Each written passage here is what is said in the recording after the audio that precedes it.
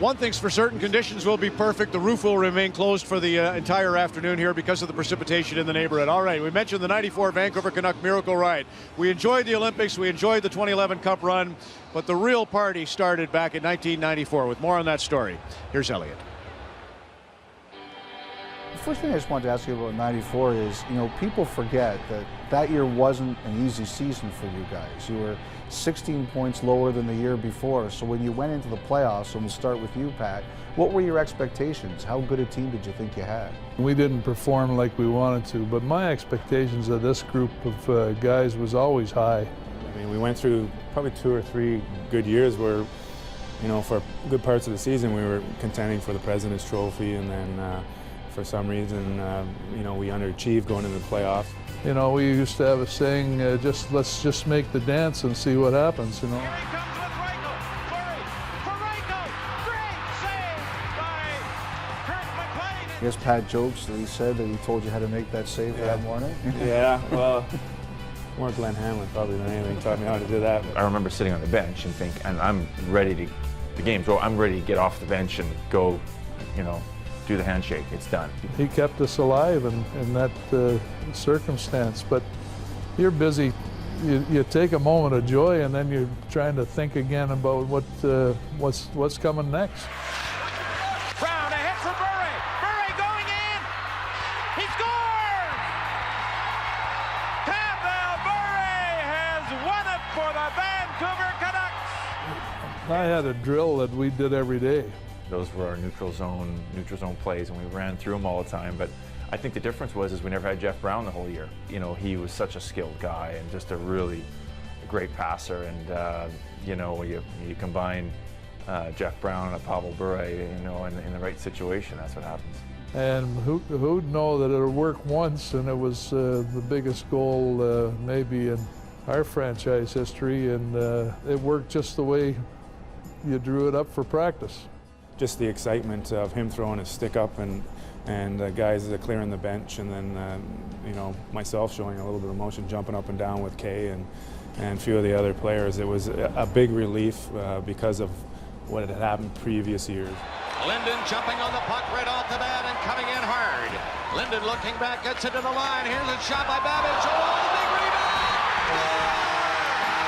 The Vancouver Canucks win it! After 14 seconds of the second overtime period, and the Canucks go on to the Stanley Cup Finals. Pat, you'd been to the Stanley Cup Finals before in your career as a coach, but in that moment when you're smiling and shaking hands, you're going to get a chance to compete for it again. What's the first thing that goes through your mind? Right away you start thinking about, okay, now we're not done yet. We've got one more step to go. Vancouver is going to win this game. This game is over. We wanted to entertain, and we wanted to win. To me, that was our responsibility as players and as Canucks.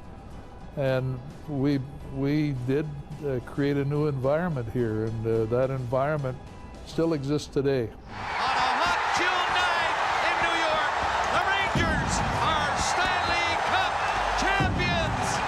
It was after the buzzer sounds in Game 7, and the Rangers are celebrating, and you are bent over in exhaustion. And I've always wondered what's going through your head in that moment. Yeah, well, just before that, Richter played the puck behind the net, and he shot it, and his stick caught me across the bridge of the nose and broke my nose. So I think I was kind of just checking that out, seeing if I could make it a little straighter. But I think ultimately, you get that close to something that you've dreamed of, you realize the opportunity that you had and the opportunity that you missed, and that's and I think just the emptiness of just leaving the ice with nothing. You work your tail off to get to that one, special moment, and we come up a little bit short. So, we obviously gained experience and some memories, but at the end of the day, it's a big letdown and a big disappointment, really. People have really fond memories of that spring in Vancouver. It was a beautiful spring. I remember the weather was incredible, and it was just very euphoric around the team, and so people have wonderful memories of that. And I got to say, I'm not sure that I share that because we lost, and that's the bottom line. I always believe to this day that the wrong team got that cup based on its play. And it didn't happen, and I'm maybe a bit of a dreamer, but I was so disappointed for them because I guess I wanted it badly for them.